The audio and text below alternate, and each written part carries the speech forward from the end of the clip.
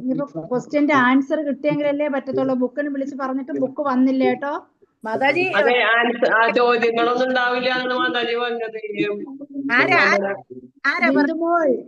വേണ്ടത് എന്താ മാതാജി? ആർക്കാ വേണ്ടത്? മാതാജി കേറിയിട്ടുണ്ട്. മാതാജി പിന്നെ ബുക്കിന് പറഞ്ഞിട്ടുണ്ട്, ഇതുവരെ വന്നില്ല കേട്ടോ. വന്നത് ഭക്തി രസാമൃത സിന്ധു ആണ് വന്നത് കേട്ടോ. ഞാൻ വിചാരിച്ചു ഈശോപനിഷത്ത് കഴിഞ്ഞു. ഹരേ കൃഷ്ണ.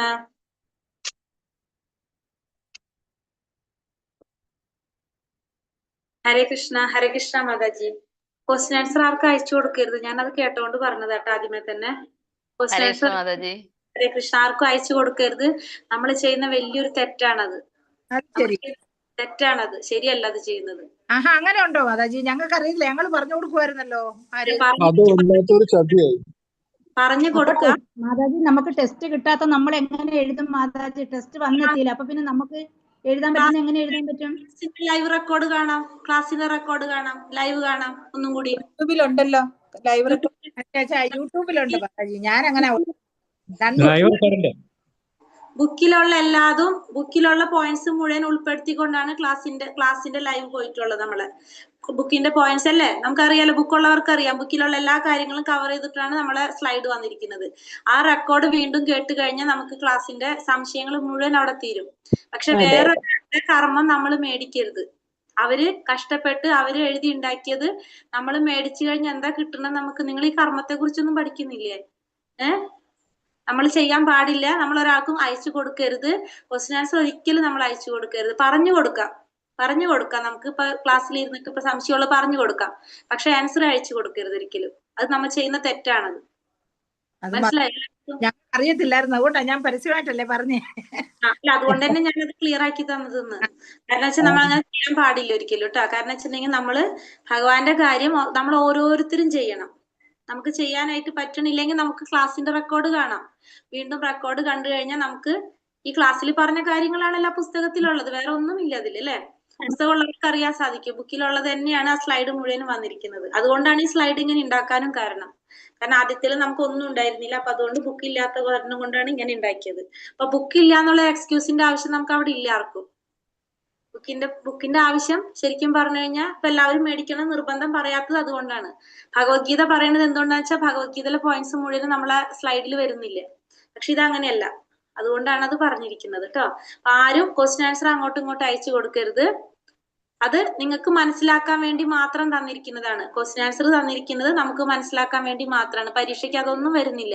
പരീക്ഷയ്ക്ക് വരുന്നത് നമ്മൾ ഉപദേശാമൃതം പഠിച്ച പോലെ തന്നെ മന്ത്രങ്ങൾ മാത്രമേ ചോദിക്കുള്ളൂ. അതിന്റെ മീനിങ് മാത്രമേ ചോദിക്കുന്നുള്ളൂ. അത് പഠിച്ചാൽ മതി. പക്ഷെ മറ്റേത് നമുക്ക് മനസ്സിലാവാൻ വേണ്ടിയിട്ട് തന്നിരിക്കുന്നതാണ്. കേട്ടല്ലോ? അതുകൊണ്ട് അത് ചെയ്താൽ മതി കേട്ടോ. ഹരേ കൃഷ്ണ. ഹരേ കൃഷ്ണ. ഓം നമോ ഭഗവതേ വാസുദേവായ. ഓം നമോ ഭഗവതേ വാസുദേവായ. ഓം നമോ ഭഗവതേ വാസുദേവായ. ഓം അജ്ഞാനതിമിരാന്ധസ്യ ജ്ഞാനാഞ്ജനാശലാകയ ചക്ഷുരുന്മീലിതം യേന തസ്മൈ ശ്രീഗുരവേ നമഃ. നമോ വിഷ്ണുപാദായ കൃഷ്ണപ്രേഷ്ഠായ ഭൂതലേ ശ്രീമതേ ഭക്തിവേദാന്ത സ്വാമിനിധി നാമിനേ. നമസ്തേ സാരസ്വതേ ദേവേ ഗൗരവാണി പ്രചാരിണേ നിർവിശേഷ ശൂന്യവാദി പാശ്ചാത്യ ദേശധാരിണേ. ജയ ശ്രീ കൃഷ്ണ ചൈതന്യ പ്രഭു നിത്യാനന്ദ ശ്രീ അദ്വൈത ഗദാധര ശ്രീവാസാദി ഗൗര ഭക്തവൃന്ദ. ഹരേ കൃഷ്ണ കൃഷ്ണ കൃഷ്ണ ഹരേ ഹരേ, ഹരേ രാമ രാമ രാമ ഹരേ ഹരേ. ഹരേ കൃഷ്ണ. ശ്രീ ശ്രീ രാധാ ഗോവിന്ദ് ടെമ്പിൾ ഇസ്കോൺ മാംഗ്ലൂരിന്റെ ഏതാണ് ഈശോപനിഷത്ത് ക്ലാസ്സിലേക്ക് എല്ലാവർക്കും സ്വാഗതം. ഹരേ കൃഷ്ണ. ഇന്ന് മന്ത്രം 8, എട്ടാമത്തെ മന്ത്രാണ് നമ്മൾ എടുക്കാനായിട്ട് പോകുന്നത്. ഈ ഒരു മന്ത്രം കഴിഞ്ഞാൽ നമുക്ക് റിവിഷൻ വെച്ച് എക്സാം എടുക്കാം കേട്ടോ. അപ്പൊ ധ്യാന മന്ത്രത്തില് നമ്മൾ എന്താ കണ്ടു ഒന്ന് റിവൈസ് ചെയ്തിട്ട് നമുക്ക് എട്ടാമത്തെ മന്ത്രത്തിലേക്ക് കിടക്കാം. ധ്യാന മന്ത്രത്തിൽ നമ്മൾ പറഞ്ഞു ഭഗവാൻ എങ്ങനെയാണ്? ഭഗവാൻ സത്യവും പൂർണ്ണവുമാകയാൽ അദ്ദേഹത്തിൽ നിന്ന് ഉത്ഭവിക്കുന്ന പ്രതിഭാസ പ്രപഞ്ചവും അതുപോലെ മറ്റുള്ളവയും പരിപൂർണമാണ്. ഭഗവാനിൽ നിന്ന് ഉത്ഭവിക്കുന്നതെല്ലാം പൂർണ്ണമായിരിക്കും. എന്നാലും എങ്ങനെ തന്നെയാണ്? പിന്നെ ബാക്കിയും കൂടി പറയണം. എന്നിരുന്നാലും പൂർണ്ണതയിൽ നിന്നും ഉണ്ടാകുന്ന എന്തും സ്വയം പൂർണ്ണങ്ങളാണ്. ഭഗവാൻ സമ്പൂർണ്ണനാകയാൽ അദ്ദേഹത്തിൽ നിന്നും അനേകം പൂർണ്ണങ്ങൾ ഉത്ഭവിച്ചാലും അവിടുന്ന് സമ്പൂർണ്ണനായി തന്നെ അവശേഷിക്കുന്നു. ഭഗവാൻ പൂർണ്ണനായിട്ട്. അപ്പൊ ഭഗവാനിൽ നിന്ന് എത്ര പൂർണ്ണങ്ങൾ ഉണ്ടായാലും ഭഗവാൻ എന്നിട്ടും എങ്ങനെ തന്നെ നിലനിൽക്കും? സമ്പൂർണ്ണനായിട്ട് തന്നെ നിലനിൽക്കും. അപ്പൊ ഭഗവാൻ സത്യവുമാണ്, പൂർണ്ണനുമാണ്. ഭഗവാനിൽ നിന്ന് ഉത്ഭവിക്കുന്ന എല്ലാതും എങ്ങനെയായിരിക്കും? പൂർണ്ണമായിരിക്കും. ഭഗവാനിൽ നിന്ന് എത്ര പൂർണ്ണങ്ങൾ ഉണ്ടായാലും ഭഗവാൻ സമ്പൂർണ്ണനായിട്ട് തന്നെ നിലനിൽക്കും എന്നാണ് നമ്മൾ ധ്യാന മന്ത്രത്തില് കണ്ടത്. ഒന്നാമത്തെ മന്ത്രം പറയാവോ ആരെങ്കിലും? പ്രപഞ്ചത്തിലുള്ള സർവ്വചരാചരങ്ങളും ഈശ്വരന്റെ ഉടമസ്ഥതയിലുള്ളതാണ്. ഈശ്വരനാൽ നിയന്ത്രിക്കപ്പെടുന്നതുമാണ്. അതുകൊണ്ട് ഒരുവൻ തനിക്കായി നീക്കിവെച്ചിട്ടുള്ളത് മാത്രം സ്വീകരിക്കുക. മറ്റുള്ളവരുടേതിൽ നിന്ന് എടുക്കാൻ പാടില്ല, പാടില്ല അല്ലെ? പ്രപഞ്ചത്തിലുള്ള എല്ലാതും എങ്ങനെയാണ്? ഇപ്പൊ നമ്മൾ കഴിഞ്ഞതിൽ പറഞ്ഞു ഭഗവാനാണ് ഈ പ്രപഞ്ചത്തിന്റെ സ്രഷ്ടാവ്, ഭഗവാനാണെന്ന് പറഞ്ഞു. അപ്പൊ ഭഗവാന്റെ നിയന്ത്രണത്തിലുള്ളതാണ് എന്ത്? ഈ ഈശ്വരൻ, ഈ പ്രപഞ്ചം എല്ലാതും, ചരാചരങ്ങളെല്ലാം ഭഗവാന്റെ നിയന്ത്രണത്തിലുള്ളതാണ്. അപ്പൊ ഭഗവാന്റെ ഉടമസ്ഥതയിലുള്ള, അപ്പൊ എല്ലാവർക്കും ഭഗവാൻ എന്താണ്? ഭഗവാൻ ഓരോ വിഹിതം നീക്കി വെച്ചിട്ടുണ്ട്. അപ്പൊ അത് മാത്രമേ നമ്മൾ സ്വീകരിക്കാൻ പാടുള്ളൂ. മറ്റുള്ളവരുടേത് ആശിക്കാൻ പാടില്ല എന്നുള്ളതാണ്. മറ്റുള്ളവരുടെ ധനം ആശിക്കാൻ പാടില്ല എന്നാണ് ഒന്നാമത്തെ മന്ത്രത്തില് നമ്മൾ വേണ്ടത്. അപ്പൊ ആദ്യത്തത് ഭഗവാനാണ് ഈ പ്രപഞ്ചത്തിന്റെ സ്രഷ്ടാവ്, സത്യം പരമസത്യം ഭഗവാനാണ്. ഈ പ്രപഞ്ചത്തില് ഉള്ള എല്ലാ ചരാചരങ്ങളും ഭഗവാൻ നിർമ്മിച്ചതാണ്, ഭഗവാനാൽ സൃഷ്ടിച്ചതാണ്. അതുകൊണ്ടെല്ലാം പൂർണ്ണമാണ്. ഭഗവാൻ എന്നിട്ടും സമ്പൂർണ്ണനായിട്ട് തന്നെ നിലനിൽക്കുന്നു പറഞ്ഞു. ഒന്നാമത്തെ മന്ത്രത്തിൽ പറഞ്ഞു, എന്താ പറഞ്ഞത്? ആ പ്രപഞ്ചത്തിന്റെ സൃഷ്ടാവായിട്ടുള്ള ഭഗവാനാണെന്ന് പറഞ്ഞു അല്ലെ? അപ്പൊ ഭഗവാന്റെ ഉടമസ്ഥയിലുള്ള ഈ പ്രപഞ്ചത്തിലുള്ള എല്ലാ ചരാചരങ്ങൾക്കും ഭഗവാൻ എന്താണ്? ഓരോ വിഹിതം നീക്കി വെച്ചിട്ടുണ്ട്. അപ്പൊ അത് മാത്രമേ നമ്മൾ സ്വീകരിക്കാൻ പാടുള്ളൂ. മറ്റുള്ളവരുടെ ധനം ആശിക്കാൻ പാടില്ല എന്ന് ഒന്നാമത്തെ മന്ത്രത്തിൽ പറഞ്ഞു. ഞാൻ കണക്ട് ചെയ്ത് പറഞ്ഞെന്ന് വെച്ചിട്ടുണ്ടെങ്കിൽ നിങ്ങൾക്ക് ഈ ഒരു ഓർഡറിൽ കിട്ടാൻ വേണ്ടിയിട്ടാ. ഫസ്റ്റത്തിൽ നമ്മൾ പറഞ്ഞത് എന്താണ്? ഭഗവാന്റെ ഉടമസ്ഥതയിലുള്ളതാണെന്ന് പറഞ്ഞു അല്ലെ? ഭഗവാൻ പൂർണ്ണനാണ്. ഈ പ്രപഞ്ചം എന്താണ് പറഞ്ഞ? ഭഗവാന്റെ സൃഷ്ടിയാണ്. ഈ പ്രപഞ്ചത്തിലുള്ള എല്ലാതും പൂർണ്ണമായിട്ട് തന്നെ ഭഗവാൻ സൃഷ്ടിക്കുന്നത് പൂർണ്ണമായിട്ട് തന്നെയാണ്. പക്ഷെ എന്നിട്ടും ഭഗവാൻ പൂർണ്ണനായിട്ട് തന്നെ നിലനിൽക്കുന്നു പറഞ്ഞു. അടുത്തേല് പറഞ്ഞു, ഇപ്പൊ പ്രപഞ്ചം ഭഗവാനാണല്ലോ, സത്യമാണ് പ്രപഞ്ചം പറഞ്ഞല്ലോ ഭഗവാൻ. ഒന്നാമത്തെ മന്ത്രത്തിൽ പറഞ്ഞു, ഈ പ്രപഞ്ചം ഭഗവാന്റെ ഉടമസ്ഥതയിലുള്ളത് കൊണ്ട് തന്നെ സർവ്വചരാചരങ്ങൾക്കും ഭഗവാൻ എന്താണ്? ഒരു വിഹിതം നീക്കി വെച്ചിട്ടുണ്ടാവും. അത് മാത്രം നമ്മൾ സ്വീകരിക്കാൻ പാടുള്ളൂ. മറ്റുള്ളവരുടേത് ആശിക്കാൻ പാടില്ല എന്നുള്ളത് ഒന്നാമത്തേല് പറഞ്ഞു. രണ്ടാമത്തെ മന്ത്രത്തിൽ പറഞ്ഞു, അങ്ങനെ നീക്കി വെച്ചിരിക്കുന്നത് മാത്രം നമ്മൾ സ്വീകരിക്കുകയാണെങ്കിൽ നമുക്ക് എന്താണ്? നമുക്ക് എത്ര വേണമെങ്കിലും ഈ ലോകത്ത്, ഭൗതിക ലോകത്ത് ജീവിക്കാൻ. കാരണം കർമ്മബന്ധനങ്ങൾ നമുക്ക് ഉണ്ടാകില്ല എന്ന് നമ്മള് രണ്ടാമത്തെ മന്ത്രത്തില് പറഞ്ഞു അല്ലെ? രണ്ടാമത്തെ മന്ത്രത്തിൽ അങ്ങനെയല്ലേ പറഞ്ഞത്? ഭഗവാൻ നീക്കി വെച്ചത് മാത്രം നമ്മൾ സ്വീകരിക്കുകയാണെങ്കിൽ എത്ര കാലം വേണമെങ്കിലും നമുക്ക് ജീവിക്കാൻ കഴിയും. ഇനി മൂന്നാമത്തെ മന്ത്രത്തിൽ പറയുന്നത്, ആത്മഹന്താവ് ഏതൊരുവനായാലും അവന് അന്ധകാരത്തില്, ആസുരികത്തില്, അജ്ഞാനത്തിൽ കൂടി ഉള്ള ലോകത്തിൽ ചെന്നേ മതിയാവുന്നു. അപ്പൊ നമ്മള് ആദ്യത്തെ മൂന്നെണ്ണത്തിനെ നമുക്ക് പഠിക്കാൻ എളുപ്പത്തിന് ഒരു ഗ്രൂപ്പായിട്ട് പറയുകയാണെങ്കിൽ, ഒന്നാമത്തത് നമ്മൾ പറഞ്ഞു ഭഗവാന്റെ എന്താ പറയാ, ഭഗവാന്റെ ഉടമസ്ഥതയിലുള്ള ധ്യാന മന്ത്രത്തിൽ പറഞ്ഞത് എന്താണ്? എല്ലാം ഭഗവാന്റെ ഉടമസ്ഥയിലാണ്. ഭഗവാൻ പൂർണ്ണനാണ്. ഭഗവാനിൽ നിന്ന് ഉത്ഭവിക്കുന്ന എല്ലാം പൂർണ്ണനായിരിക്കും. ഭഗവാൻ എന്നിട്ടും സമ്പൂർണ്ണനായിട്ട് തന്നെ നിലനിൽക്കുന്നു. രണ്ടാമത്തത് നമ്മൾ പറഞ്ഞു, ഭഗവാന്റെ ഉടമസ്ഥയിലുള്ളവർക്ക് ഭഗവാൻ ഓരോ വിഹിതം നീക്കി വെച്ചിട്ടുണ്ട്. അത് മാത്രം സ്വീകരിക്കണം, മറ്റുള്ള സ്വീകരിക്കാൻ പാടില്ല എന്ന്. അങ്ങനെ സ്വീകരിക്കുന്നവർക്ക് ഈ ഭൗതിക ലോകത്തിൽ എത്ര നാൾ വേണമെങ്കിലും ജീവിക്കാൻ സാധിക്കുന്നുള്ളത്. അങ്ങനെ ഒരു ഗ്രൂപ്പ് ആക്കി നമ്മൾ ആദ്യത്തെ മൂന്നെണ്ണം. അപ്പൊ അത് ക്ലിയർ ആവുമല്ലോ എല്ലാവർക്കും? അങ്ങനെ പഠിക്കുമ്പോൾ നിങ്ങൾക്ക് എളുപ്പത്തിൽ മനസ്സിലാകും. അത് കഴിഞ്ഞിട്ട് ഇനി അടുത്തൊരു ഗ്രൂപ്പ് പോലെ നമ്മൾ തിരിക്കുകയാണ് മൂന്നെണ്ണം. അപ്പൊ നമുക്ക് അടുത്തതിൽ എന്താ പറഞ്ഞത്? നമുക്കറിയാം നമ്മൾ ഈ ഭൗതിക ലോകത്തിലുള്ള നമ്മളെ ശരിക്കും ലക്ഷ്യം എന്തായിരിക്കണം? ആത്മസാക്ഷാത്കാരത്തിന് വേണ്ടി പ്രവർത്തിക്കുക എന്നുള്ളതാണ് അല്ലെ? ആത്മസാക്ഷാത്കാരത്തിന് വേണ്ടി പ്രവർത്തിക്കാത്തവൻ ആരായാലും അവൻ എവിടേക്ക് പോകേണ്ടി വരും? അജ്ഞാനം നിറഞ്ഞ, അന്ധകാരം നിറഞ്ഞ ലോകത്തിലേക്ക് പോകേണ്ടി വരും എന്നുള്ളതാണ് മൂന്നാമത്തെ മന്ത്രത്തിൽ പറയുന്നത്. ആത്മസാക്ഷാത്കാരത്തിന് വേണ്ടി ശ്രമിക്കാത്തവൻ ആരായാലും എന്താ വേണ്ട? അജ്ഞാനം നിറഞ്ഞ, അന്ധകാരവും നിറഞ്ഞ ലോകത്തിലേക്ക് പോകേണ്ടി വരും എന്നുള്ളതാണ് നമ്മള് മൂന്നാമത്തെ മന്ത്രത്തിൽ പറയുന്നത്. ആത്മസാക്ഷാത്കാരം നേടാന്ന് പറഞ്ഞാൽ എന്താണ്? ഭഗവാന്റെ അടുത്തേക്ക് പോവാ അല്ലെ? ആത്മാവിന് അപ്പൊ നാലാമത്തെ മന്ത്രത്തിൽ എന്താ പറയണത്? ആ ഭഗവാന്റെ മഹാത്മ്യങ്ങളെ കുറിച്ചാണ് പറയുന്നത്. അപ്പൊ ആത്മസാക്ഷാത്കാരം നേടാന്ന് പറഞ്ഞാൽ നമുക്ക് മനസ്സിലായി ഭഗവാന്റെ അടുത്തേക്ക് പോവാന്നുള്ളതാണല്ലോ. അപ്പൊ 4ാമത്തെ മന്ത്രത്തിൽ എന്താ പറയണത്? ഭഗവാനെ കുറിച്ച്, ഭഗവാന്റെ മഹത്വങ്ങളെ കുറിച്ചാണ് 4ാമത്തെ. നിങ്ങൾക്ക് ഓർക്കാൻ എളുപ്പത്തിന് ഞാൻ പറഞ്ഞിട്ടുണ്ട് കേട്ടോ. ഇങ്ങനെ പറയുമ്പോൾ നിങ്ങൾക്ക് മനസ്സിൽ വരും പെട്ടെന്ന്. അപ്പൊ 4ാമത്തെ മന്ത്രത്തിൽ പറയുന്നത് എന്താണ്? ഭഗവാന്റെ മഹാത്മ്യങ്ങളെ കുറിച്ച്. എന്താ പറയുന്നത് അവിടെ 4ാമത്തെ മന്ത്രം? സ്വതാമത്തിലാണെങ്കിലും മനസ്സിനേക്കാൾ വേഗത കൂടി ഭഗവാന്റെ ഭഗവാൻ എങ്ങനെയാണ്? സ്വധാമത്തിലാണ്, മനസ്സിനേക്കാൾ വേഗത്തിൽ സഞ്ചരിക്കാൻ സാധിക്കുന്നവനാണ്, പിന്നെ എല്ലാ ദേവന്മാരുടെയും അധിപനാണ്, എല്ലാവരെയും നിയന്ത്രിക്കുന്നവനാണ് അല്ലെ. നമ്മൾ പറഞ്ഞു വായുവിന്റെ കാറ്റിന്റെ പറഞ്ഞു 2 ദേവതമാരുടെ പേരെടുത്ത് പറഞ്ഞിട്ടുണ്ട്. ഇതിൽ കാറ്റിന്റെ മഴയുടെയും അധിപന്മാരെ നിയന്ത്രിക്കുന്ന ഹരേ കൃഷ്ണ, ഒരു കാര്യം ചോദിച്ചോട്ടെ? ഭയങ്കരമായിട്ട് ഉറക്കം വരിക, ഞാനൊരു ചായ കുടിച്ചോട്ടെ? അത് പ്രഭുവിന്റെ ഇഷ്ടത്തിന് ചെയ്തോളൂ പ്രഭു. ചെയ്യില്ലേ? ഞാൻ വേണ്ടാന്ന് പറഞ്ഞാലും ചെയ്യില്ലേ? കണ്ണടയാണ്. മല്ലി തളിപ്പിച്ചിട്ട് വെള്ളം കുടിച്ചാൽ മതി. അതെ, മുഖം കെട്ടിക്ക് വന്നിരുന്നോളൂ. ഇപ്പൊ നമ്മള് പറയും ചായ കുടിക്കാൻ പാടില്ല, പക്ഷെ പ്രഭു എന്തായാലും കുടിക്കുന്നുള്ളത് ഉറപ്പല്ലേ? അപ്പൊ ചോദിക്കണ്ട, ചെയ്തോളൂ ചെയ്തോളൂ. അപ്പൊ എന്താ പറഞ്ഞത്? ഭഗവാൻ സ്വധാമത്തിലാണെങ്കിലും സ്വധാമത്തിനാണ്, പക്ഷെ മനസ്സിനേക്കാൾ വേഗത്തിൽ സഞ്ചരിക്കുന്നവനാണ്, എല്ലാ ദേവന്മാരുടെയും അധിപനാണ്, ഇപ്പൊ കാറ്റിന്റെ മഴയുടെ ാണ്, എല്ലാ ദേവന്മാർക്കും അപ്രാപ്യനാണ് ഭഗവാൻ. അങ്ങനെ മഹത്വത്തില് എല്ലാവരെയും അതിശയിപ്പിക്കുന്നതാണ് ഭഗവാൻ എന്നാണ് നമ്മള് 4ാമത്തെ മന്ത്രത്തിൽ പറയുന്നത് അല്ലെ. 3ാമത്തെ മന്ത്രത്തില് ആത്മസാക്ഷാത്കാരം നേടാത്തവൻ അജ്ഞതയിലേക്ക്, അന്ധകാരത്തിലേക്ക് പോകുന്നു പറഞ്ഞു. ആത്മസാക്ഷാത്കാരം പറഞ്ഞാൽ നമുക്കറിയാം എന്താണ്? നമുക്കറിയാം ഭഗവാനെ പ്രാപിക്കാന്നുള്ളതാണ് അല്ലെ. ഭഗവാന്റെ മഹത്വമാണ് 4ാമത്തേല് പറയുന്നത്. ഇങ്ങനെ നിങ്ങൾ ഒന്ന് കണക്ട് ചെയ്ത് വരുമ്പോ നമുക്കത് എളുപ്പത്തിൽ ഓർമ്മ വരും. ഇനി 5ാമത്തെ മന്ത്രത്തിൽ എന്താ പറയണത്? ഭഗവാന്റെ വൈരുദ്ധ്യങ്ങളെ വിദൂരസ്ഥനെങ്കിലും സമീപസ്ഥനുമാണ്. നമ്മുടെ അടുത്തുണ്ട്, അകലെയാണെങ്കിലും നമ്മുടെ അടുത്തുണ്ട്. നമ്മൾ വിളിക്കുമ്പോ ഭഗവാൻ നമ്മുടെ അടുത്തേക്ക് വരുന്നുണ്ട്. പിന്നെ എല്ലാത്തിന്റെ അകത്തും പുറത്തുമാണ് ഉണ്ട്. അതെ, അപ്പൊ അതെന്താണ്? അപ്പൊ ഭഗവാന്റെ വൈരുദ്ധ്യങ്ങളെ കുറിച്ച് നമുക്ക് 5ാമത്തിൽ പറയാം. അപ്പൊ 2ാമത്തെ ഗ്രൂപ്പിൽ നമ്മൾ 3 കാര്യങ്ങൾ കണ്ടു. ഒന്ന് സാക്ഷാത്കാരം നേടാത്തവരെ കുറിച്ച് പറഞ്ഞു, പിന്നെ ഭഗവാന്റെ മഹത്വങ്ങളെ കുറിച്ച് പറഞ്ഞു, പിന്നെ ഭഗവാന്റെ വൈരുദ്ധ്യങ്ങളെ കുറിച്ച് പറഞ്ഞു. ചലിക്കുന്നുണ്ട്, ചലിക്കാതിരിക്കുന്നുണ്ട്, വിദൂരസ്ഥനാണ്, സമീപസ്ഥനാണ്, സകലതിന്റെയും അകത്തും പുറത്തും സ്ഥിതി. ഇപ്പൊ 6 മന്ത്രം എല്ലാവർക്കും മനസ്സിലായോ? എളുപ്പത്തില് ഇതിങ്ങി ഓർമ്മ, ഇങ്ങനെ പറഞ്ഞപ്പോ എല്ലാവർക്കും ഓർമ്മ നിൽക്കോ? മനസ്സിലായി, ഓർമ്മ നിൽക്കൂ. ഇനി 6ാമത്തെ മന്ത്രം.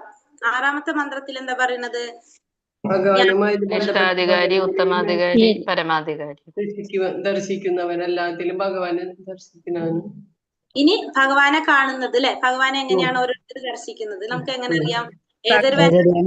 ഭഗവാനുമായി ബന്ധപ്പെടുത്തി സകലതിനെയും ദർശിക്കുന്നത്, സർവ്വജീവജാലത്തിലെയും അവിടുത്തെ ഭിന്നാംശങ്ങളായി വെറുക്കുന്നില്ല എന്നുള്ളതിൻ്റെതല്ലേ.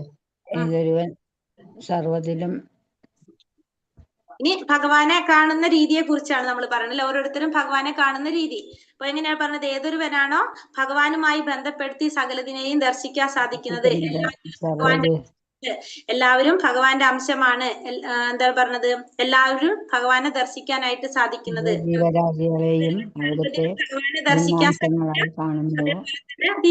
ദർശിക്കാൻ സാധിക്കുന്നവര് അവൻ ഒന്നിനെയും വെറുക്കുന്നില്ല. അപ്പൊ ഇനി ഭഗവാനെ കാണുന്ന രീതിയെ കുറിച്ചാണ് നമ്മൾ അടുത്ത 3 മന്ത്രത്തിൽ നമ്മൾ പറയാൻ പോകുന്നത്. അപ്പൊ എന്താണ് പറഞ്ഞ? ഏതൊരാളാണോ ഭഗവാനുമായി ബന്ധപ്പെടുത്തി സകലതിനെ ദർശിക്കാൻ സാധിക്കുന്നത്, എല്ലാം ഭഗവാന്റെ അംശമാണെന്നും എല്ലാവരിലും ഭഗവാൻ കുടികൊള്ളുന്നുണ്ടെന്നും മനസ്സിലാക്കാൻ സാധിക്കുന്നത് ആർക്കാണോ ആ വ്യക്തി ഒന്നിനെയും മറക്കുന്നില്ല.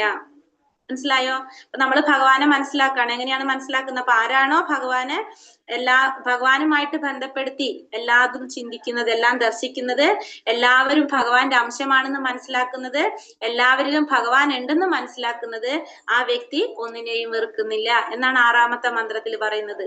മനസ്സിലാവുണ്ടോ? ഇനി അപ്പൊ ഭഗവാനെ നമ്മൾ കാണുന്ന രീതി. അത് കഴിഞ്ഞിട്ട് 7ാമത്തെ മന്ത്രത്തിൽ അത് തന്നെയാണ് പറയുന്നത്. എന്താ പറയുന്നത്? എല്ലാവരും എന്താണ്? എല്ലാ ജീവജാലങ്ങളും ഗുണപരമായിട്ട് ഭഗവാന് തുല്യമാണ്. എല്ലാവരും ഗുണപരമായിട്ട് ഭഗവാന് തുല്യരാണെന്ന് മനസ്സിലാക്കുന്നവൻ ശരിയായ രീതിയിൽ ഭഗവാനെ കുറിച്ച് മനസ്സിലാക്കിയ വ്യക്തിയാണ്. ആ വ്യക്തിക്ക് എന്തുണ്ടാവില്ല? മായയെന്നോ ആ വ്യക്തിക്ക് എന്താവില്ല? മായയോ ഭയമെന്നോ ഒന്നും അനുഭവപ്പെടുന്നില്ല. കാരണം ഗുണത്തില് എല്ലാ ജീവജാലങ്ങളും ഗുണപരമായിട്ട് ഭഗവാന് തുല്യനാണ് എന്ന് മനസ്സിലാക്കുന്ന, ഭഗവാന്റെ അംശമാണെന്ന് മനസ്സിലാക്കുന്നവൻ ശരിയായ ജ്ഞാനമുള്ളവനാണ്. ആ വ്യക്തിക്ക് മായയെയും ഭയമെന്നോ അനുഭവപ്പെടുന്നില്ല എന്നുള്ളതാണ് ഇതിൽ പറയുന്നത്, 7ാമത്തെ മന്ത്രത്തിൽ പറയുന്നത്. അപ്പൊ നമുക്ക് ഇങ്ങനെ 3 ഗ്രൂപ്പ് ആക്കുമ്പോ നിങ്ങൾക്ക് ഇത്തിരി കൂടി എളുപ്പത്തിൽ തോന്നിയോ? ഇപ്പഴാ ഒന്ന് ഇതായത്. ഇങ്ങനെ മതിയായിരുന്നു ആദ്യമേ തന്നെ. അങ്ങനെ പറഞ്ഞിട്ട് ആദ്യം പറ്റില്ലല്ലോ. ഇതിപ്പോ നിങ്ങൾക്ക് ഇന്നലെ നിങ്ങൾ പറയുന്നേട്ടപ്പോ ഞാൻ സ്വന്തമായിട്ട് ചിന്തിച്ച് ആലോചിച്ചെടുത്ത് കണ്ടുപിടിച്ച് കൊണ്ടുവന്നതാ നിങ്ങൾക്ക് വേണ്ടിട്ട്. ശരി ശരി. അല്ല ഇപ്പൊ അത് കണക്ട് ചെയ്യാൻ പറ്റുന്നുണ്ട് മാതാജി. അങ്ങനെ കണക്ട് ചെയ്യാൻ പറ്റിയ അപ്പൊ നമുക്ക് കുഴപ്പമില്ല. ഇപ്പൊ മനസ്സിലായല്ലോ അല്ലെ? കുഴപ്പമില്ല. നിങ്ങൾ കാരണം കൊണ്ട് ഞാനും പഠിച്ചു ഇതിനുള്ള ഷോർട്ട് കട്ടുകൾ. എനിക്കും അറിയില്ല ഇങ്ങനെ പറയാനായിട്ടായിരുന്നു. ഹരേ കൃഷ്ണ. ഞാൻ ഇങ്ങനെ പറഞ്ഞിരുന്നു വിചാരിച്ചിരിക്കായിരുന്നു. കാരണം പറയുന്ന കേട്ടപ്പോ നിങ്ങൾക്ക് എങ്ങനെ ചെയ്യുന്നു അപ്പോഴാണ് കുറച്ച് കിട്ടിയപ്പോ പിന്നെ ഇവിടെ ഇരുന്നപ്പോ ഇങ്ങനെ പറഞ്ഞപ്പോ അങ്ങനെ കിട്ടിപ്പോയതാ. ബാക്കി അത് ഭഗവാന്റെ ഇതുകൊണ്ട് കിട്ടിയതാണ്. ഇപ്പൊ നമുക്ക് ഇനി 8ാമത്തെ മന്ത്രം എടുക്കാം. 8ാമത്തെ മന്ത്രത്തിലും ഭഗവാനെ കുറിച്ച് തന്നെയാണ് പറയുന്നത്. ഇനി എങ്ങനെയാണെന്ന് നോക്കാം. അപ്പൊ 3 മന്ത്രം അതായി നോക്കാം നമുക്ക്. ഹരേ കൃഷ്ണ. അപ്പൊ 8ാമത്തെയും കൂടി എടുത്തു കഴിഞ്ഞാൽ നമുക്ക് പിന്നെ ഇനിയിപ്പോ നിങ്ങൾക്ക് എക്സാം വേഗം വയ്ക്കാം അല്ലെ? ഇനി കുഴപ്പമില്ല അല്ലെ? എന്നാലും ഒരു റിവിഷൻ നടന്നിട്ട് മതി മാതാജി. റിവിഷൻ ഈ ആഴ്ച ലാസ്റ്റ് മതി. ഈ ആഴ്ച നമ്മൾ എന്നാ പറഞ്ഞു? നമ്മൾ പറഞ്ഞിട്ടില്ലല്ലോ. 15-ാം തീയതിയോടെ നടത്താമെന്നാ പറഞ്ഞു. ഇന്ന് പറയാന്ന് പറഞ്ഞില്ല. അപ്പൊ ഞങ്ങൾ ഉപദേശാമൃതം പോലെ പരീക്ഷ എഴുതും. ഏതാ മന്ത്രം? 8 അല്ലേ?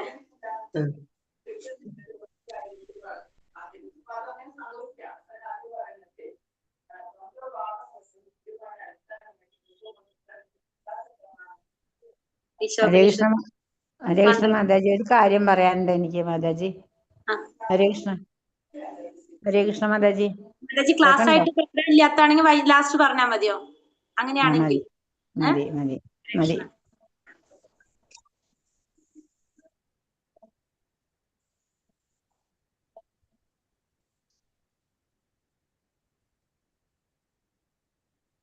ഹരേ കൃഷ്ണ. ഓം നമോ ഭഗവതേ വാസുദേവായ. സാപര്യഗാചുക്രം അകായം അവർണം അസ്നാവിരം ശുദ്ധമാപാപവിത്തം കവിർമനീഷി പരിഭൂ സ്വയംഭൂ യഥാ തദേത്യോർത്ഥാൻ വൃഥധാച്ച ചോദീപ്യ സമാപ്യ.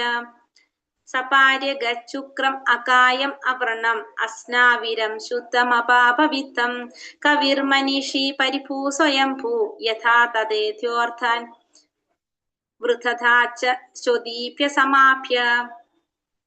സപാര്യഗുക്രം അകായം അവ്രണം അസ്നാവിരം ശുദ്ധമപാപവിത്തം കവിർമനീഷി പരിഭൂ സ്വയംഭൂ യഥാ തദേത്യോർത്ഥാൻ വ്യഥധാച്ച ചോദീപ്യ സമാപ്യ. ഇത്തിരി കട്ടിയ. ഹരേ കൃഷ്ണ. നമുക്ക് നോക്കാം 8ാമത്തെ മന്ത്രത്തില് ഭഗവാനെ കുറിച്ച് പറയുന്നത് എന്താ? ഭഗവാനെ കുറിച്ച് പറയുന്നതാണ് അങ്ങനെയുള്ള ഭഗവാൻ. ഇപ്പൊ നമ്മൾ കഴിഞ്ഞ മന്ത്രത്തിൽ എന്താ പറഞ്ഞത്? ഭഗവാൻ എങ്ങനെയാണ് ഗുണപരമായിട്ട് ജീവാത്മാക്കളും ഭഗവാനും തുല്യരാണ്, ഭഗവാന്റെ അംശമാണെന്ന് വീക്ഷിക്കുന്നവൻ ശരിയായ ജ്ഞാനമുള്ളവനാണ്, അയാൾക്ക് മായയും ഭയമൊന്നും അനുഭവപ്പെടുന്നില്ല നമ്മള് കഴിഞ്ഞ മന്ത്രത്തിൽ പറയുന്നു. അപ്പൊ അങ്ങനെയുള്ള ഭഗവാൻ എങ്ങനെയാണ്?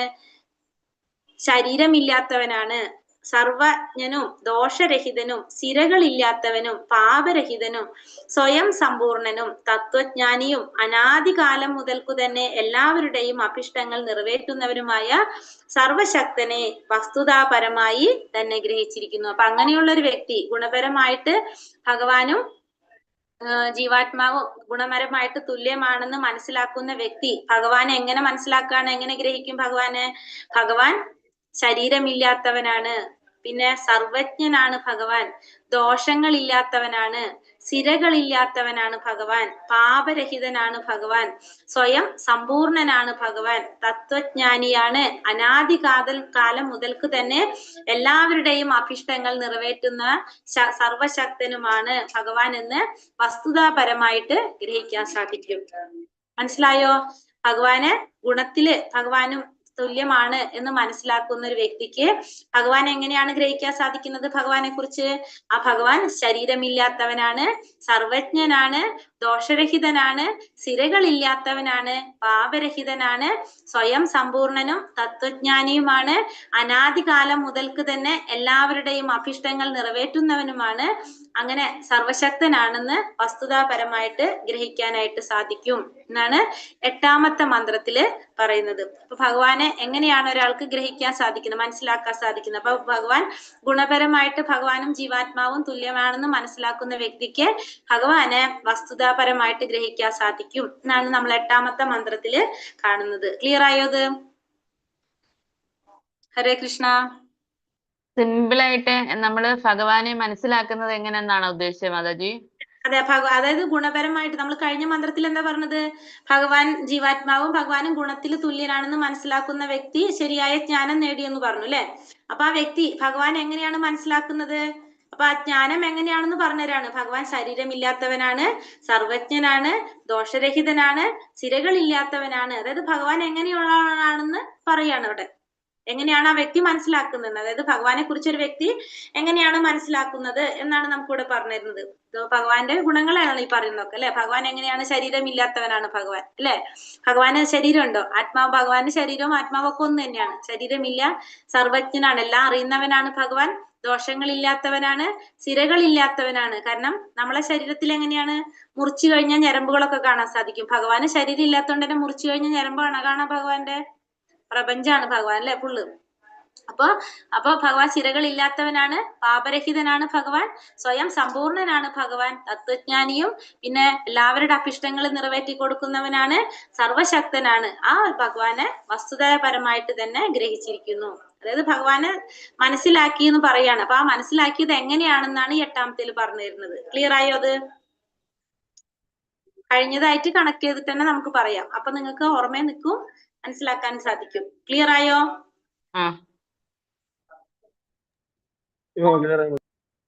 ഓക്കെ. ഇനി ഭാവാർത്ഥം. ഭഗവാന്റെ അതീന്ദ്രിയവും ശാശ്വതവുമായ രൂപവിവരണം. അതാണ് ഇവിടെ പറയുന്നത്. ഭഗവാൻ അരൂപനല്ല, അദ്ദേഹത്തിന് തന്റേതായ അതീന്ദ്രിയ രൂപം ഭഗവാനുണ്ട്.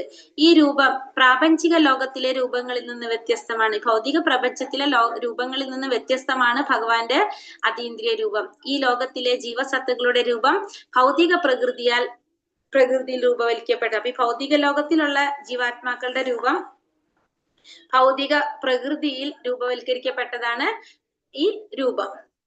ഭഗവാന്റെ ഇന്ദ്രിയാതീത ശരീരം സിരകൾ പോലുള്ള യാതൊന്നും ഇല്ലാത്തതാണ്. അപ്പൊ ഭഗവാന്റെ ശരീരം, അതീന്ദ്രിയമായിട്ടുള്ള ശരീരം സിരകളൊന്നും ഇല്ലാത്തതാണ്. നമ്മുടെ പോലെ ഭഗവാൻ പ്രകൃതി നിയമത്തിനനുസൃതമായ ഒരു ശരീരം സ്വീകരിക്കുന്നില്ല.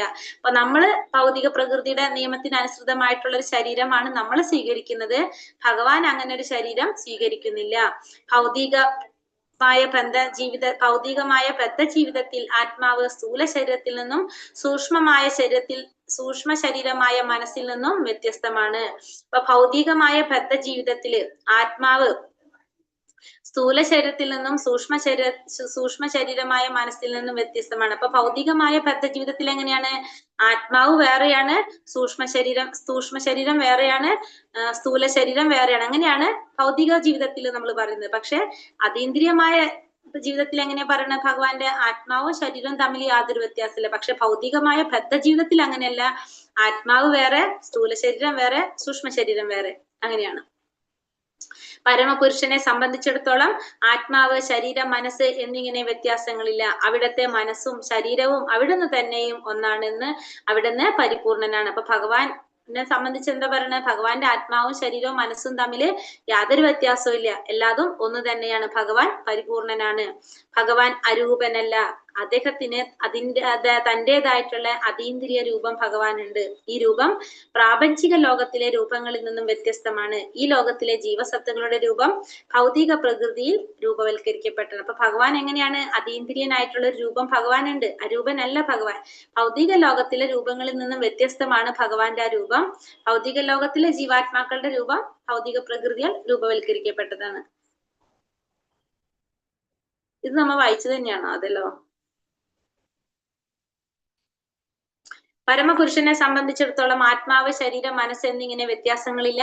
അവിടുത്തെ മനസ്സും ശരീരവും അവിടുന്ന് തന്നെയും ഒന്ന് തന്നെയാണ്. അവിടുന്ന് പരിപൂർണനാണ്. അപ്പൊ ഭഗവാന്റെ ശരീരവും മനസ്സും ആത്മാവും തമ്മിൽ യാതൊരു വ്യത്യാസമില്ല. എല്ലാം ഒന്ന് തന്നെയാണ്. ഭഗവാൻ പരിപൂർണനാണ്. ബ്രഹ്മസംഹിത 5:1 ഭഗവാൻ ശാശ്വത രൂപം, അനശ്വരത, പൂർണ്ണജ്ഞാനം, പൂർണ്ണ ആനന്ദം എന്നിവയെ പൂർണ്ണമായും പ്രതിനിധീകരിക്കുന്നു എന്നാണ് ഇതിലർത്ഥം.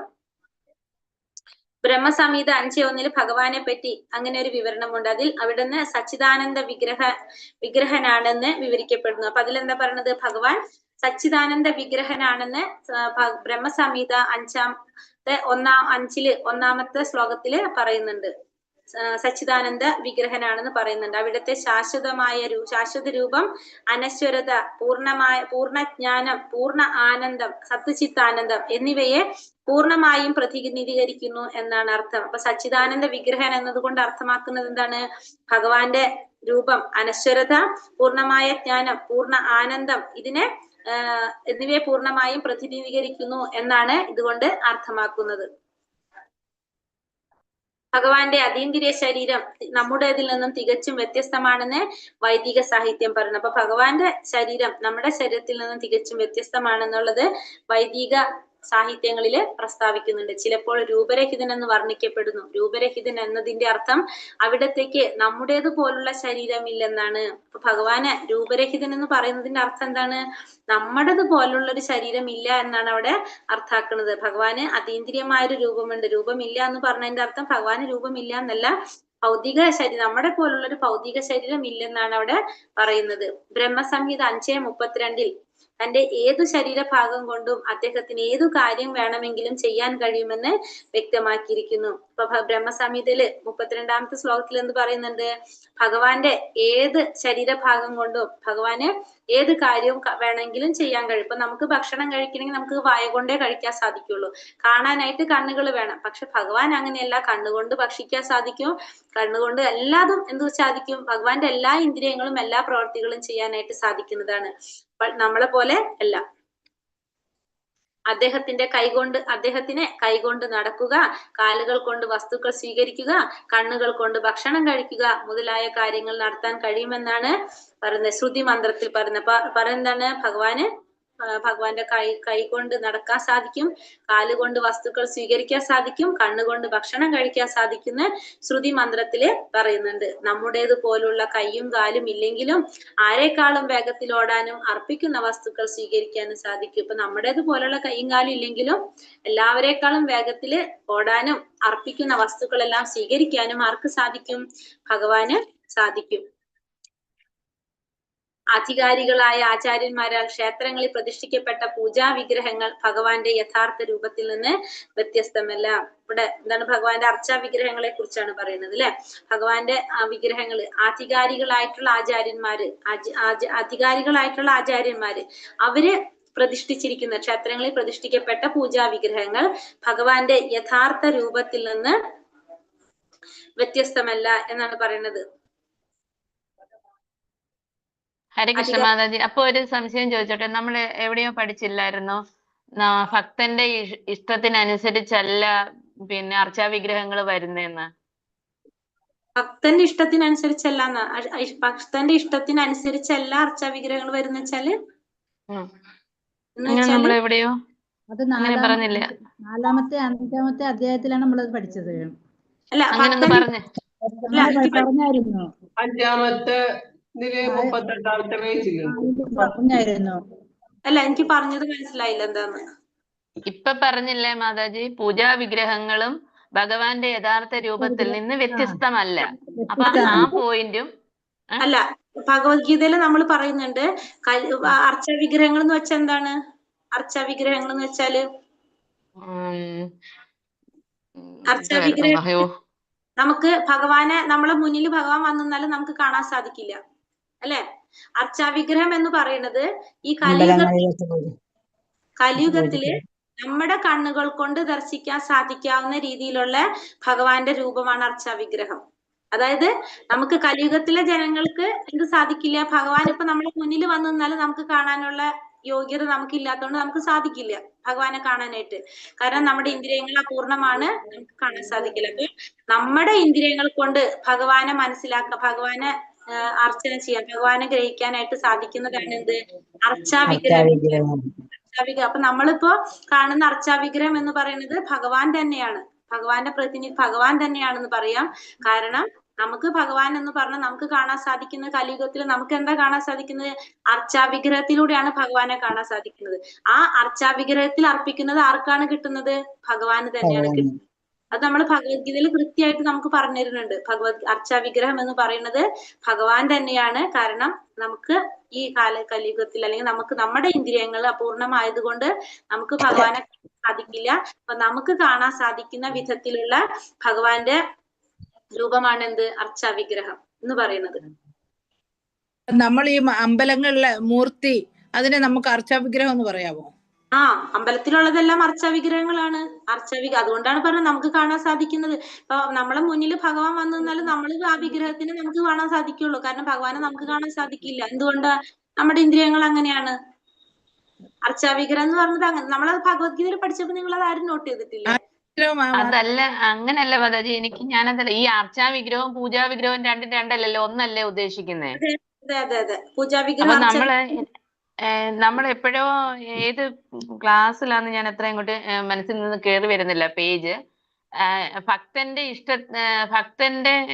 ഞാൻ മാതാജി ക്ലാസ് എടുത്തോ? ഞാൻ ഓക്കെ. അപ്പൊ നമ്മൾ എന്താ പറഞ്ഞത്? പൂജാ വിഗ്രഹം യഥാർത്ഥ രൂപത്തിൽ നിന്ന്, ഭഗവാന്റെ യഥാർത്ഥ രൂപത്തിൽ നിന്ന് വ്യത്യസ്തമല്ല. കാരണം അർച്ചാവിഗ്രഹം എന്ന് പറയുന്നത് ഭഗവാൻ തന്നെയാണ്. അദ്ദേഹത്തിന്റെ ആദിമ രൂപം കൃഷ്ണന്റേതാണ്. അപ്പൊ ഭഗവാൻ ആദ്യ രൂപം നമുക്കറിയാം ശ്രീകൃഷ്ണനാണ്.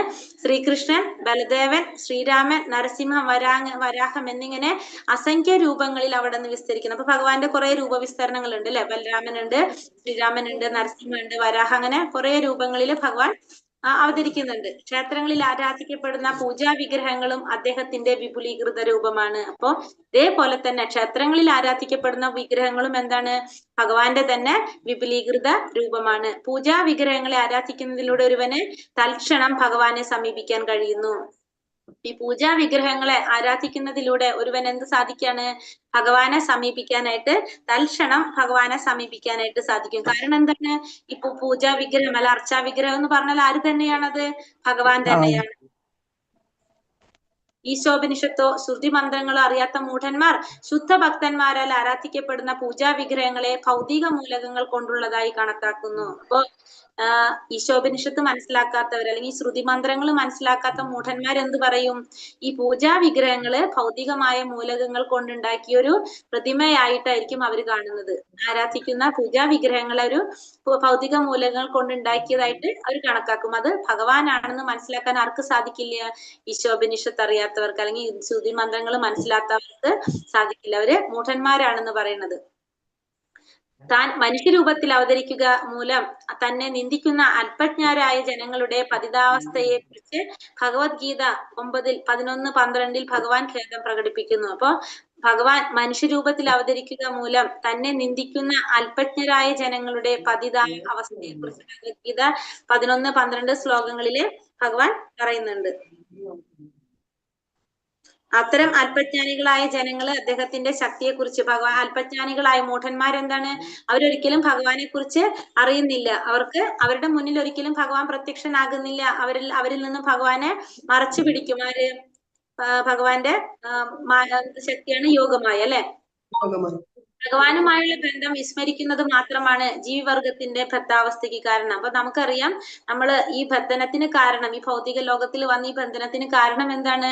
നമ്മള് ഭഗവാനുമായിട്ട് ഉള്ള ബന്ധം വിസ്മരിച്ചു പോയതാണ് നമ്മൾ ഈ ഭൗതിക ലോകത്തിലെ ബന്ധനത്തിന് കാരണം. ഈ മന്ത്രത്തിൽ പല വേദമന്ത്രങ്ങളിലും അനാദികാലം മുതൽക്ക് തന്നെ അദ്ദേഹം ജീവസത്തകൾക്ക് വേണ്ടതെല്ലാം നൽകിക്കൊണ്ടിരിക്കുന്നു എന്ന് പ്രസ്താവിക്കുന്നു. അപ്പൊ ഈ മന്ത്രത്തിലും പല മന്ത്രങ്ങളിലും എന്താ പറയണത്? അനാദികാലം മുതൽക്ക് തന്നെ ഭഗവാൻ ജീവാത്മാക്കൾക്ക് വേണ്ടതെല്ലാം നൽകിക്കൊണ്ടിരിക്കുന്നു എന്ന് നമുക്ക് മനസ്സിലാക്കാം. ഇവിടെ പറയുന്നുണ്ട് അല്ലെ മന്ത്രത്തില്, ഭഗവാൻ എല്ലാ അഭിലാഷങ്ങളും അനാദികാലം മുതൽക്ക് തന്നെ എല്ലാവരുടെയും അഭിഷ്ടങ്ങൾ നിറവേറ്റുന്നു എന്നാ പറഞ്ഞത്. അപ്പൊ എന്താ പറയണത്?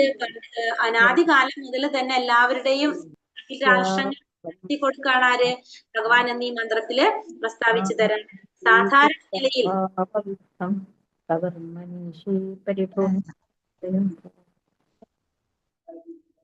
സാധാരണ നിലയിൽ ജീവസത്തയ്ക്ക് ഭഗവാനിൽ നിന്ന് എന്ത് പദവി നേടണമെന്നോ എന്ത് പദവിക്കായി പ്രവർത്തിക്കണമെന്നോ അറിയില്ല. എന്നാൽ ജീവസത്ത തന്റെ സ്വരൂപാവസ്ഥയെ കുറിച്ച് അറിവുള്ളവനാകുന്നതോടെ ഭഗവാന് പ്രേമഭരിത സേവനം അർപ്പിക്കുന്നതിനായി അവിടുത്തെ അതീന്ദ്രിയ സഹചാരിയായി തന്നെ സ്വീകരിക്കണമെന്നായിരിക്കും ആവശ്യപ്പെടുന്നത്. അപ്പൊ സാധാരണ നിലയിൽ ഇപ്പൊ നമുക്ക് ഭഗവാനെ കുറിച്ച് അറിയാത്തിടത്തോളം നമുക്ക് എന്താണ്, നമുക്ക് ഭഗവാനിൽ നിന്ന് എന്ത് പദവി നേടണം, അല്ലെങ്കിൽ നമ്മൾ എന്ത് പദവിക്കായിട്ടാണ് പ്രവർത്തിക്കേണ്ടത് നമുക്കറിയില്ല. നമുക്കിപ്പോ ആദ്യം അറിയുന്നതിനുമുള്ളൊരവസ്ഥ. പക്ഷെ എപ്പോഴാണോ ജീവാത്മാവിന് തന്റെ മൂലസ്വരൂപത്തെ കുറിച്ച് മനസ്സിലാകുന്നത്, അറിവ് നേടുന്നത്, അപ്പോ നമ്മൾ എന്താ ചിന്തിക്കുന്നത്, പ്രാർത്ഥിക്കുന്നത്? ഭഗവാന് പ്രേമഭരിതമായ സേവനം അർപ്പിക്കുന്നതിനായിട്ട് ഭഗവാന്റെ അതീന്ദ്രിയ സഹചാരിയായിട്ട് തന്നെ സ്വീകരിക്കണമെന്നായിരിക്കും ആവശ്യപ്പെടുന്നത്. അപ്പൊ നമുക്ക് പറഞ്ഞു തരുന്ന ഇവിടെ എന്താണ്? നമ്മള് ആദ്യം ഭഗവത്ഗീത പഠിക്കുന്നതിന് മുന്നേ നമ്മളെ അവസ്ഥ ഏതായിരുന്നു? മോളിലത്തെ അവസ്ഥ. അതായത് ജീവസത്തയ്ക്ക് അറിയുണ്ടായിരുന്നില്ല, നമ്മൾ ജീവാത്മാക്കൾക്ക് അറിയുന്നുണ്ടായിരുന്നില്ല ഭഗവാനോട് എന്താണ് പറയേണ്ടതെന്ന്. നമുക്ക് എന്ത് പദവി നേടണമെന്നോ എന്ത് പദവിക്ക് വേണ്ടി പ്രവർത്തിക്കണമെന്നോ നമുക്കറിയില്ല. പക്ഷെ ഇപ്പൊ നമ്മളെ അവസ്ഥ എന്താണ്? നമുക്ക് മനസ്സിലായി നമ്മുടെ മൂലസ്വരൂപം ആരാണ്? ഭഗവാന്റെ സേവനമാണെന്ന് മനസ്സിലാകുമ്പോ നമ്മൾ എന്താണ് ആവശ്യപ്പെടേണ്ടത്? ഭഗവാനോട് പ്രേമഭരിതമായ സേവനം അർപ്പിക്കുന്നതിനായി ഭഗവാന്റെ അതീന്ദ്രിയ സഹചാരിയായിട്ട് തന്നെ സ്വീകരിക്കണം എന്നാണ് നമ്മൾ ആവശ്യപ്പെടേണ്ടത്. ഇനി നമ്മൾ എന്താ പ്രാർത്ഥിക്കേണ്ടതെന്നും കൂടി ഇതിൽ നമുക്ക് പറഞ്ഞു തരാണ്. എന്താണ് പറയേണ്ടത്? ഭഗവാന് പ്രേമഭരിതമായിട്ടുള്ള സേവനം സമർപ്പിക്കാൻ വേണ്ടിയിട്ട് നമ്മളെ അതീന്ദ്രിയ സഹചാരിയായിട്ട് സ്വീകരിക്കണം എന്നാണ് നമ്മൾ ആവശ്യപ്പെടേണ്ടത്. ബാഹ്യശക്തിയുടെ താൽക്കാലിക വശ്യതയിൽ മനം മയങ്ങുന്നവർ ഭഗവാനിലേക്ക് മടങ്ങിച്ചെല്ലുക എന്ന യഥാർത്ഥ ലക്ഷ്യം വിസ്മരിക്കുന്നുവെന്ന് ശ്രീമദ് ഭാഗവതത്തിൽ ിരിക്കുന്നു. ബാഹ്യശക്തിയുടെ താൽക്കാലിക വശ്യതയിൽ മനം മയങ്ങുന്നവർ ഭഗവാനിലേക്ക് മടങ്ങിച്ചെല്ലുക എന്ന യഥാർത്ഥ ലക്ഷ്യം വിസ്മരിക്കുന്നു എന്ന്. അപ്പൊ ബാഹ്യശക്തിയുടെ താൽക്കാലിക വശ്യത, അതായത് നമ്മള് ഭൗതികമായിട്ടുള്ള കാര്യങ്ങളിൽ അല്ലെങ്കിൽ നമ്മളെ എന്താണ് ബഹിരംഗ ശക്തിയുടെ ആ താൽക്കാലികമായ വശ്യതയിൽ നമ്മൾ മയങ്ങുന്നവർക്ക് ഭഗവാനിലേക്ക് മടങ്ങി ചെല്ലുക എന്നുള്ള ലക്ഷ്യം എന്താണ്? വിസ്മരിച്ചു പോകും. നമ്മൾ ഈ ഭൗതിക ബന്ധനത്തിൽ പെട്ടുപോകുമ്പോൾ നമുക്ക് എന്താ സംഭവിക്കുന്നത്? മായയിൽ അകപ്പെട്ടു പോകുമ്പോൾ നമ്മള് നമ്മുടെ യഥാർത്ഥ ലക്ഷ്യം നമ്മൾ മറന്നു പോകും. കാരണം നമുക്ക് നമ്മുടെ ലക്ഷ്യം എന്താണ്? ഭഗവത് സാക്ഷാത്കാരം നേടി ഭഗവാന്റെ ധാമത്തിലേക്ക് തിരിച്ചു പോകുക എന്നുള്ളതാണ്. അത് നമ്മൾ മറന്നു പോകുമെന്ന് ഭാഗവതത്തില് 7:30-31 ശ്ലോകത്തില് പറയുന്നുണ്ട്. ജീവസത്തയുടെ ആഗ്രഹത്തിനനുസരിച്ച് അവിടുന്ന് പ്രതിഫലം നൽകുന്നു. അപ്പൊ ഭഗവാൻ ജീവാത്മാവിന്റെ ആഗ്രഹത്തിനനുസരിച്ചാണ് പ്രതിഫലം നൽകുന്നത്. ജീവന് നരകത്തിൽ പതിക്കണമെന്നുണ്ടെങ്കിൽ തടസ്സപ്പെടുത്താതെ അത് അനുവദിക്കും. ഇതിന് അനുയോജ്യമായ പദമാണ് ഈശോപനിഷത്തിലെ യഥാതഥ്യത എന്ന പദം. അപ്പോ നമ്മൾ എന്താണ് ആഗ്രഹിക്കുന്നത് അതാണ് ഭഗവാൻ നമുക്ക് തരുന്നത്. അപ്പൊ നമ്മൾ ആഗ്രഹിക്കുകയാണ് നമുക്ക് നരകത്തിൽ പോകണം എന്ന് നമ്മൾ ആഗ്രഹിക്കുകയാണെങ്കിൽ ഭഗവാൻ എന്ത് ചെയ്യും? തടസ്സപ്പെടുത്താതെ ഒരു മടിയില്ലാതെ ഭഗവാൻ നമുക്കത് നടത്തിത്തരും, അത് അനുവദിക്കും. ഇതിന് അനുയോജ്യമായ പദമാണ് എന്ത്? ഈശോപനിഷത്തിൽ പറഞ്ഞിരിക്കുന്ന യഥാതഥ്യത എന്ന പദമാണ് ഇതിന് അനുയോജ്യമായിട്ട് പറഞ്ഞിരിക്കുന്നത്. ഈശ്വരനെ പരിഭു എന്ന് വർണ്ണിക്കപ്പെടുന്നു. ഇവിടെ ഭഗവാൻ എന്താ പറഞ്ഞത്? ഭഗവാനെ മഹോന്നതൻ എന്ന അർത്ഥത്തിൽ പരിഭു എന്ന് വർണ്ണിക്കപ്പെടുന്നു. അതായത് ഒരാളും അദ്ദേഹത്തിന് സമനോ അദ്ദേഹത്തെക്കാൾ ഉന്നതനോ അല്ല. പരിഭു എന്ന് പറയുന്നത് തന്നെ മഹോന്നതൻ എന്നാണ് അർത്ഥം, ഉന്നതനാണ്. അതായത് ഭഗവാന് സമനായിട്ടോ ഭഗവാനേക്കാൾ ഉന്നതനായിട്ടോ ആരും തന്നെ ഇല്ല എന്നാണ് പരിഭു എന്നതുകൊണ്ട് അർത്ഥമാക്കുന്നത്. ജീവസത്തകൾ പ്രഭുവിൽ നിന്ന് വസ്തുക്കൾ കാക്ഷിക്കുന്ന യാചകരായി വർണ്ണിക്കപ്പെടുന്നു. അവർ അഭിലഷിക്കുന്ന വസ്തുക്കൾ അദ്ദേഹം പ്രദാനം ചെയ്യുകയും ചെയ്യുന്നു. അപ്പൊ ജീവാത്മാക്കള് എന്താണ്? ഭഗവാനിൽ നിന്ന് വസ്തുക്കൾ കാക്ഷിക്കുന്ന യാചകരായിട്ട് വർണ്ണിക്കപ്പെടുന്നു. കാരണം ഈ സകല ചരാചരങ്ങളും ഈ പ്രപഞ്ചവും എല്ലാം ആരുടെ സൃഷ്ടിയാണ്? ഭഗവാന്റെ സൃഷ്ടിയാണ്. അപ്പോ ജീവാത്മാക്കള് അവർക്ക് വേണ്ട അഭിലഷിക്കുന്ന വസ്തുക്കള് ഭഗവാനിൽ നിന്ന് യാചകരായിട്ട് ഭഗവാനിൽ നിന്ന് യാചിക്കുകയാണ് ചെയ്യുന്നത്. അപ്പൊ ആ വസ്തുക്കള് ഭഗവാൻ പ്രദാനം ചെയ്യുന്നു. യാചകൻ തന്റെ ആത്മീയ ബോധത്തിലെത്തി സ്വരൂപാവസ്ഥയെ സാക്ഷാത്കരിക്കുന്നത് വരെ വിഷയസുഖങ്ങൾ യാചിക്കുന്നത് തുടർന്നുകൊണ്ടേയിരിക്കും. അപ്പൊ ഈ യാചകൻ ആരാണ്? ജീവാത്മാവ് അല്ലെ? തന്റെ ആത്മീയ ബോധത്തിലെത്തി എപ്പോഴാണോ തന്റെ സ്വരൂപാവസ്ഥയെ കുറിച്ച് മനസ്സിലാക്കുന്നത്, ആ സ്വരൂപാവസ്ഥയെ സാക്ഷാത്കരിക്കുന്നത് വരെ എന്ത് ചെയ്തുകൊണ്ടിരിക്കും? ഈ വിഷയസുഖങ്ങൾക്ക് വേണ്ടി യാചിച്ചു കൊണ്ടിരിക്കും. അതായത് തത്വത്തില് ഭഗവാനെ കുറിച്ച് മനസ്സിലാക്കുന്നത് വരെ, തന്റെ എന്താണ് ധർമ്മം എന്താണെന്ന് മനസ്സിലാക്കുന്നത് വരെ എന്തിനു വേണ്ടി യാചിച്ചു കൊണ്ടിരിക്കും? വിഷയസുഖങ്ങൾക്ക് വേണ്ടിയിട്ട്, നമ്മുടെ ഇന്ദ്രിയ സുഖങ്ങൾക്ക് വേണ്ടിയിട്ട് നമ്മൾ യാചിച്ചു കൊണ്ടേയിരിക്കും. ഭഗവാൻ എപ്പോഴും പരിശുദ്ധനാണെന്ന് സ്ഥിരീകരിക്കുന്നതിനായി ഈശോപനിഷത്തിൽ ശുദ്ധം അപാപവിധം എന്നീ പദങ്ങൾ ഉപയോഗിച്ചിരിക്കുന്നു. അപ്പോ ഇവിടെ ശുദ്ധം അപാപവിധം എന്നീ 2 പദങ്ങൾ ഉപയോഗിച്ചിട്ടുണ്ട്. അതെന്തിനാണ് ഉപയോഗിച്ചിരിക്കുന്നത്? ഭഗവാൻ എപ്പോഴും എങ്ങനെയാണ്? പരിശുദ്ധനാണ്. എല്ലായ്പ്പോഴും ഭഗവാൻ പരിശുദ്ധനാണെന്ന് സ്ഥിരീകരിക്കാൻ വേണ്ടിയിട്ടാണ് ശുദ്ധം അപാപവിധം എന്ന പദങ്ങള് ഉപയോഗിച്ചിരിക്കുന്നത്. അപവിത്രമായ വസ്തുക്കൾ അവിടുത്തെ സ്പർശന മാത്രയിൽ തന്നെ പവിത്രമായി തീരുന്നു. അപ്പൊ അപവിത്രമായിട്ടുള്ള വസ്തു പോലും ഭഗവാന്റെ സ്പർശന മാത്രയിൽ എന്ത് സംഭവിക്കാണത്? പവിത്രമായിട്ട് തീരാണ് ചെയ്യുന്നത്. അപ്പൊ എങ്ങനത്തെ വസ്തുക്കൾ, പവിത്രമല്ലാത്ത വസ്തുക്കളായാലും ഭഗവാന്റെ സ്പർശനം കിട്ടുന്ന മാത്രയിൽ അത് പവിത്രമായിട്ട് തീരും. ഭഗവാൻ അപാപവിധൻ എന്ന് പറയാൻ കാരണം പാപത്തിന് അവിടത്തെ സ്പർശിക്കാൻ പോലും സാധിക്കില്ല. അപ്പൊ ഭഗവാൻ എന്തുകൊണ്ടാണ് അപാപവിധൻ എന്ന് പറയുന്നത്? പാപത്തെ സ്പർശിക്കാൻ ആർക്ക് സാധിക്കില്ല? പാപത്തിന് ആരെ സ്പർശിക്കാൻ സാധിക്കില്ല? ഭഗവാനെ സ്പർശിക്കാനായിട്ട് പാപത്തിന് സാധിക്കില്ല. തന്റെ അണുനാശക ശക്തിയാൽ സൂര്യൻ നിന്ദമായ വസ്തുക്കളെ പരിശുദ്ധമാക്കുന്നു. ഒരു ഭൗതിക വസ്തുവായ സൂര്യൻ ഇത്രമാത്രം ശക്തനാണെങ്കിൽ സർവശക്തനായ ഭഗവാന്റെ വിശുദ്ധിയും ശക്തിയും നമുക്ക് സങ്കല്പിക്കാൻ പോലും കഴിയില്ല. അപ്പൊ തന്റെ അണുനാശക ശക്തിയാൽ സൂര്യന്റെ പ്രത്യേകത എന്താണ്? സൂര്യൻ എല്ലാ വസ്തുക്കളെയും ശുദ്ധീകരിക്കുന്നതാണ് അല്ലെ? പരിശുദ്ധമാക്കാനായിട്ട് സൂര്യരശ്മിക്ക് സാധിക്കും, സൂര്യന്റെ രശ്മി കൊണ്ട് സാധിക്കും. ഭൗതിക വസ്തുവായിട്ടുള്ള ഒരു സൂര്യൻ എവിടെ നിൽക്കുന്നത്? ഭൗതിക ലോകത്തിലാണ് സൂര്യൻ ഉള്ളത്. ആ ഭൗതിക ലോകത്തിലിരിക്കുന്ന സൂര്യൻ ഇത്രയും ശക്തനാണെങ്കിൽ സർവശക്തനായിട്ടുള്ള ഭഗവാൻ വിശുദ്ധിയും ശക്തിയും നമുക്ക് സങ്കല്പിക്കാൻ പോലും കഴിയില്ല. കാരണം നമുക്ക് നമ്മൾ കാണുന്നില്ല, അറിയുന്നില്ല, ഒന്നുമില്ല. അപ്പൊ അതിനേക്കാളും അപ്പുറത്താണ് ആര്? ഭഗവാൻ. അതുകൊണ്ടാണ് അചിന്യം എന്നൊരു വേർഡ് നമ്മൾ എപ്പോഴും പറയുന്നത്. ഭഗവാനെ അചിന്യം എന്ന് പറയാൻ കാരണം എന്തുകൊണ്ടാണ്? നമുക്ക് ചിന്തിക്കുന്നതിന്റെ അപ്പുറത്താണ്. കാരണം നമുക്ക് മനസ്സിലാവും ഈ സൂര്യൻ എവിടെയാണുള്ളത്? ഭൗതിക ലോകത്തിലാണ് സൂര്യൻ. ആ ഭൗതിക ലോകത്തിലിരിക്കുന്ന സൂര്യന് എന്ത് സാധിക്കാണ്? ശക്തി കൊണ്ട്, അണുനാശക ശക്തി കൊണ്ട് വസ്തുക്കളെ മുഴുവനും എന്താ പറയാ ശുദ്ധീകരിക്കാനായിട്ട് സാധിക്കാണ്. അപ്പൊ സൂര്യൻ ഇത്രയും ശക്തി ഉണ്ടെങ്കിൽ ഭഗവാന്റെ ശക്തിയെ കുറിച്ച് നമുക്ക് ചിന്തിക്കാൻ പോലും സാധിക്കില്ല, സങ്കല്പിക്കാൻ പോലും കഴിയില്ല. ഹരേ കൃഷ്ണ കൃഷ്ണ കൃഷ്ണ ഹരേ ഹരേ, ഹരേ രാമ രാമ രാമ ഹരേ ഹരേ. വഞ്ചകൽപതരൂപേശ്ച കൃപാ സിന്ധോഭ്യവച പതിതാനാം പാവനേഭ്യോ വൈഷ്ണവേഭ്യോ നമോ നമഃ. अनंत कोटि वैष्णव वृंद की जय, श्रील प्रभुपाद की जय, गुरुदेव की जय, जय ഗൗരപ്രേമാനന്ദേ ഹരി ഹരി ബോൽ. ഹരേ കൃഷ്ണ. ക്വസ്റ്റ്യൻ ആൻസർ നോക്കാം നമുക്കൊന്ന്. 8ാമത്തെ മന്ത്രത്തിൽ എന്താ പറയുന്നത്? അപ്പൊ ഭഗവാൻ എങ്ങനെയാണ് മനസ്സിലാക്കിയെന്ന് പറയാണ് അല്ലെ? എങ്ങനെയാണ് ഭഗവാനെ മനസ്സിലാക്കിയത്? വസ്തുതമായി ഗ്രഹിച്ചിരിക്കുന്നത് ഭഗവാൻ ശരീരം സർവശക്തനും ദോഷരഹിതനും സ്ഥിരകളില്ലാത്തവനും പാപരഹിതനും സ്വയം സമ്പൂർണനും തത്വജ്ഞാനിയും അനാദികാലം മുതൽക്കു തന്നെ എല്ലാവരുടെയും അഭിഷ്ടങ്ങൾ സാധിക്കുന്നവനുമായ സർവശക്തനെ വസ്തുതപരമായി ഭഗവാനെ ഗ്രഹിച്ചിരിക്കുന്നു. അപ്പൊ ഭഗവാനെ ശരിയായ രീതിയിൽ മനസ്സിലാക്കുന്നു. ബ്രഹ്മസംഹിത 5:32 പറയുന്നത് എന്താണ്? ഭഗവാന്റെ ഏത് ശരീരഭാഗത്തിനും ഏത് കാര്യം വേണമെങ്കിലും ചെയ്യാൻ കഴിയുമെന്ന് വ്യക്തമാക്കുന്നു. ഭഗവാന്റെ ഏത് ശരീരഭാഗത്തിനും എന്ത് കാര്യം വേണമെങ്കിലും ചെയ്യാൻ സാധിക്കുന്നതാണ് അതിൽ പറയുന്നത്.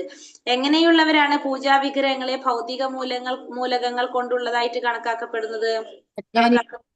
ഉപനിഷത്തോ ശ്രുതിമന്ത്രങ്ങളോ അറിയാത്ത മൂഢന്മാര് അല്ലെ? ഈശോപനിഷത്ത് അല്ലെങ്കിൽ ശ്രുതിബന്ധങ്ങളൊന്നും അറിയാത്ത മൂഢന്മാരാണ് പൂജാവിഗ്രഹങ്ങളെ ഭൗതിക മൂലകങ്ങൾ കൊണ്ടുള്ളതായി കണക്കാക്കുന്നത്. ജീവിവർഗത്തിന്റെ കൃഷ്ണ അജ്ഞാനികൾ എന്ന് പറഞ്ഞാൽ ശരിയാവും? അജ്ഞാനികൾ എന്ന് പറഞ്ഞാല് കനിഷ്ഠാധികാരികൾ ഭൗതിക വസ്തുവായി അവിശുദ്ധമായ ദൃഷ്ടിയാൽ അങ്ങനെ ഭൗതിക വസ്തുവായി കണക്കാക്കുന്നു. അങ്ങനെ എഴുതിയിട്ടുണ്ട്. എങ്ങനെ? കനിഷ്ഠാധികാരിയുടെ അവിശുദ്ധമായ ദൃഷ്ടിയാൽ ഭൗതിക വസ്തുവായി കണക്കാക്കുന്നു. അല്ല, വ്യക്തമായിട്ട് പറയുന്നുണ്ട്, ഈശോപനിഷത്തോ ശ്രുതിമന്ത്രങ്ങളോ അറിയാത്ത മൂഢന്മാർ ശുദ്ധഭക്തന്മാരാൽ ആരാധിക്കപ്പെടുന്ന പൂജാവിഗ്രഹങ്ങളെ ഭൗതിക മൂലകങ്ങൾ കൊണ്ടുള്ളതായി കണക്കാക്കപ്പെടുന്നു. അതിന്റെ അടിയിൽ പിന്നെ എഴുതിയിരിക്കുന്നു കനിഷ്ഠാധികാരി. അപ്പൊ അങ്ങനെ തന്നെ ആളാണോ പറയണത്? കനിഷ്ഠാധികാരി എന്ന് വെച്ചാൽ ആരാണ്? ഞങ്ങളെ പോലുള്ളവര് നമ്മളെ പോലുള്ളവരെന്ന് പറയാം. പുതുഭക്തന്മാരാണ് കനിഷ്ഠാധികാരി. പക്ഷെ ആ ആൻസർ കറക്റ്റ്. ഈശോപനിഷത്തോ ശ്രുതിമന്ത്രങ്ങളോ അറിയാത്ത എന്താണ് അങ്ങനെ എഴുതിയിരിക്കുന്നത്?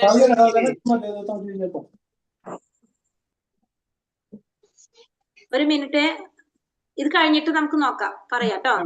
കഴിഞ്ഞിട്ട് പറയാം. ക്വസ്റ്റ്യൻ ആൻസർ അവിടെ നിൽക്കും, കാരണം 8:15 കഴിഞ്ഞല്ലോ. അടുത്ത് പറഞ്ഞേ. ബന്ധനാവസ്ഥയ്ക്ക് കാരണം ഭഗവാനുമായുള്ള ബന്ധം വിസ്മരിക്കുന്നു. അടുത്ത ക്വസ്റ്റ്യൻ എന്താണ്? കാരണം എന്താണ്? ഭഗവാനുമായുള്ള ബന്ധം വിസ്മരിച്ചിരിക്കുന്നത് മാത്രമാണ് ബന്ധനാവസ്ഥയ്ക്ക് കാരണം. ഭഗവാനുമായിട്ടുള്ള ബന്ധം വിസ്മരിച്ചു പോയത് അല്ലെ? അടുത്തത് തദ്ധ്യത എന്ന പദം കൊണ്ട് അർത്ഥമാക്കുന്നത് എന്ത്? എന്താണ് അതുകൊണ്ട്? ജീവസത്തയുടെ ആഗ്രഹത്തിനനുസരിച്ച് അവിടുന്ന് പ്രതിഫലം നൽകുന്നു അല്ലെ? നമ്മൾ എന്താണ് ആഗ്രഹിക്കുന്നത് അതിനനുസരിച്ച് പ്രതിഫലം നൽകുന്നു. നമ്മൾ അതാണ്. അത് വേണ്ടാന്ന് പറയില്ല ഭഗവാൻ. അതിന് എല്ലാം ചെയ്തു തരും. നമ്മൾ ആഗ്രഹിക്കുന്നത് ഭഗവാൻ തരും നമുക്ക്. നമ്മൾ എന്താഗ്രഹിച്ചോ അത് നമുക്ക് തരും, അത്രേ ഉള്ളൂ. നമ്മൾ പറയുന്നതാ. പക്ഷെ നമ്മൾ ആഗ്രഹിക്കുന്നത് ഭഗവാൻ അറിയാലോ എന്താണ് ആഗ്രഹിക്കുന്നത്. അപ്പൊ അത് നമുക്ക് ഭഗവാൻ തരും. ഈശ്വരനെ പരിപു എന്നതുകൊണ്ട് സൂചിപ്പിക്കുന്നത് എന്താണ്?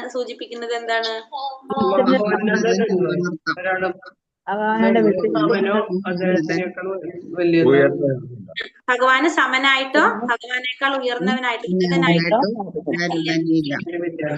എന്ന് പറയുന്നത്. ഈശോപനിഷത്തിൽ ശുദ്ധം, അപാപവിത്തം എന്നീ പദങ്ങൾ സൂചിപ്പിക്കുന്നത് എന്താണ്? ഭഗവാൻ എല്ലായ്പ്പോഴും പരിശുദ്ധനാണെന്ന് സ്ഥിരീകരിക്കുന്നതിനായി ഈശോപനിഷത്തിൽ ശുദ്ധം, അപഭാവിതം ഉപയോഗിക്കുന്നത് അല്ലെ? ഭഗവാൻ എപ്പോഴും പരിശുദ്ധനാണെന്ന് സ്ഥിരീകരിക്കാൻ വേണ്ടി